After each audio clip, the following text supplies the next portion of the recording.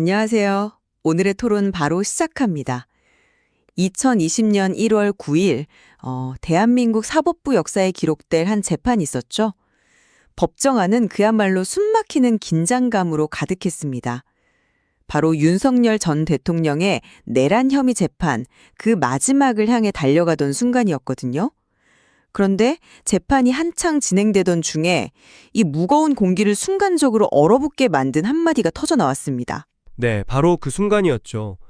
김용현 전 국방장관 측 변호인이 증거자료 준비 문제로 특검팀하고 약간의 언쟁을 벌이던 상황이었습니다. 양측의 언성이 좀 높아지니까 재판을 이끌던 지기원 부장판사가 변호인을 향해서 딱 이렇게 말했습니다. 프로는 징징대지 않는다. 정말 짧은 말이었지만 파장은 엄청났습니다. 오늘의 토론 주제가 바로 이 지점입니다. 재판장이 이 발언 과연 흐트러진 법정의 질서를 바로잡기 위한 지휘자로서의 적절하고 필요한 지적이었을까요? 저는 재판장의 발언이 재판의 품위와 원활한 진행을 위한 정당한 조치였다고 보는 입장입니다. 반면에 저는 변호인의 구체적인 사정이나 입장은 전혀 고려하지 않은 채 인격적인 모욕감을 줄 수 있는 지나치게 가혹한 질책이었다고 생각합니다. 재판장이 변호인에게 징징대지 말라고 한 진짜 이유는 무엇이었을지 오늘 그 속내를 한번 깊이 들여다보겠습니다. 그럼 제 입장을 먼저 말씀드리겠습니다.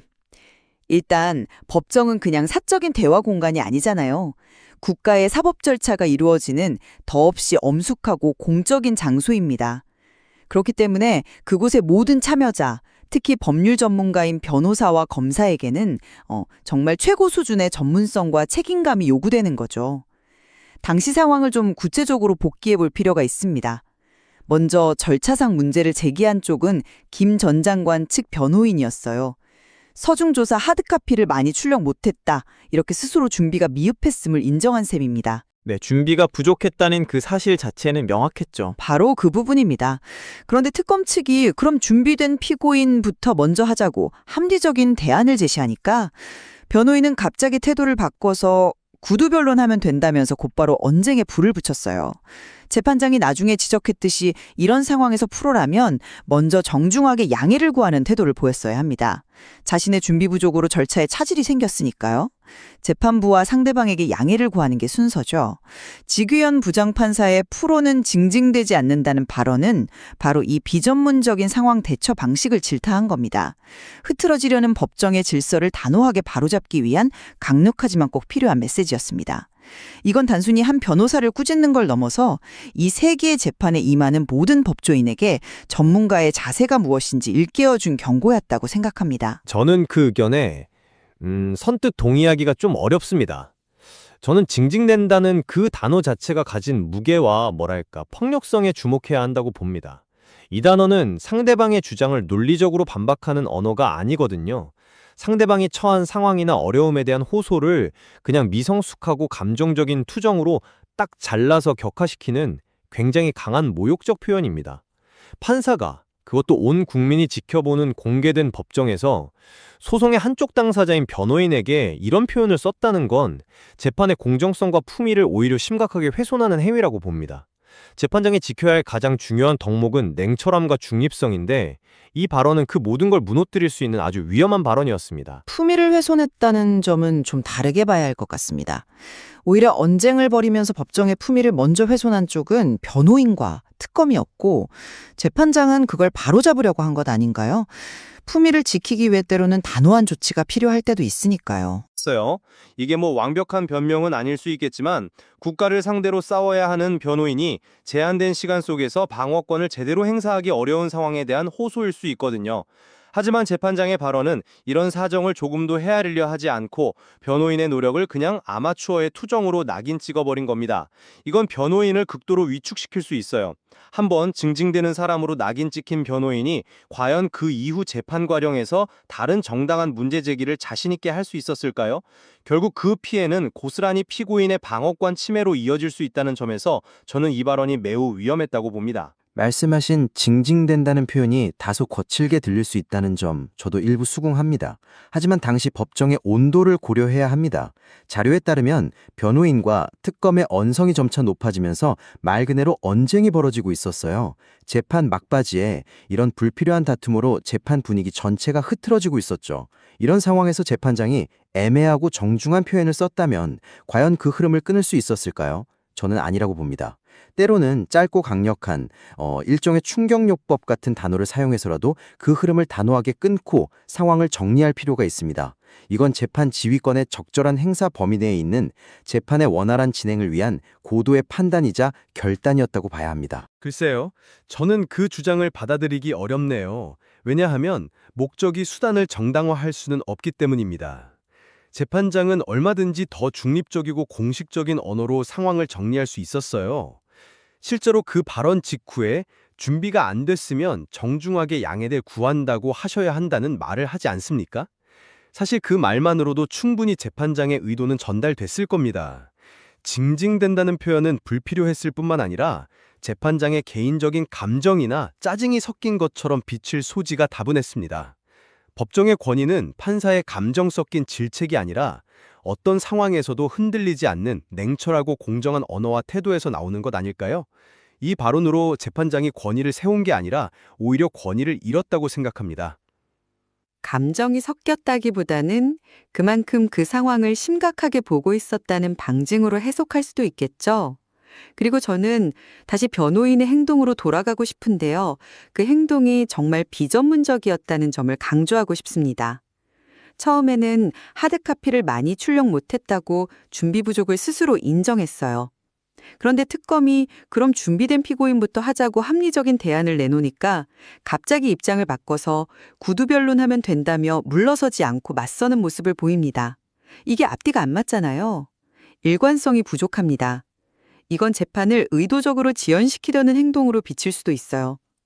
프로 변호인이라면 이런 절차적인 문제는 법정 밖에서 사전에 조율하거나 정식으로 재판부의 절차를 밟아서 시간 연장을 요청하는 등 다른 방식으로 풀었어야 합니다.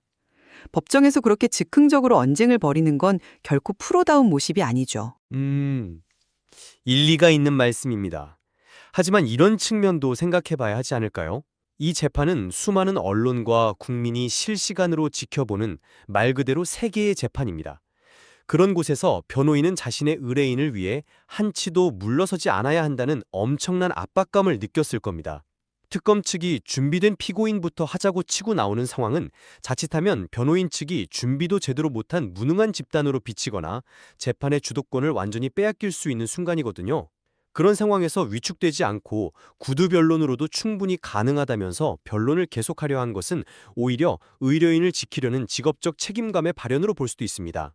이걸 단순히 절차적 미숙함이나 비전문성으로 평가하는 건 이 재판이 가진 특수한 무게를 고려하지 않은 너무 섣부른 판단일 수 있습니다. 책임감의 발현이라는 해석은 다소 과하다고 봅니다. 진정한 책임감은 정해진 절차를 준수하고 재판에 성실히 협조하는 태도에서 먼저 드러나야 합니다. 자신의 준비 부족으로 생긴 문제를 즉흥적인 언쟁으로 풀어가려는 건 책임감 있는 태도라고 보기 어렵죠. 결국 잠시 후에 인쇄물이 준비되면서 상황이 일단락되지 않았습니까? 잠시 양해를 구하고 기다렸으면 아무 문제 없이 해결될 일이었어요. 그걸 굳이 언쟁으로 키운 건 변호인의 잘못된 판단이었다는 점을 지적하지 않을 수 없습니다. 바로 그 짧은 순간에 변호인이 느꼈을 심리적 압박감을 고려해야 한다는 겁니다. 특검의 공격적인 발언에 대해 즉각적으로 방어 기제가 작동했을 수 있어요. 재판장은 단순히 규칙을 적용하는 기계가 아니라 법정 내에서 벌어지는 이런 미묘한 심리적 상황까지 고려해서 양측을 중재했어야 합니다. 하지만 징징된다는 말은 중재가 아니었죠. 한쪽 선수를 일방적으로 링 밖으로 밀어내는 것과 같은 매우 편파적인 제압 방식이었습니다. 그렇다면 이 논의를 한 단계 더 깊게 들어가 보죠.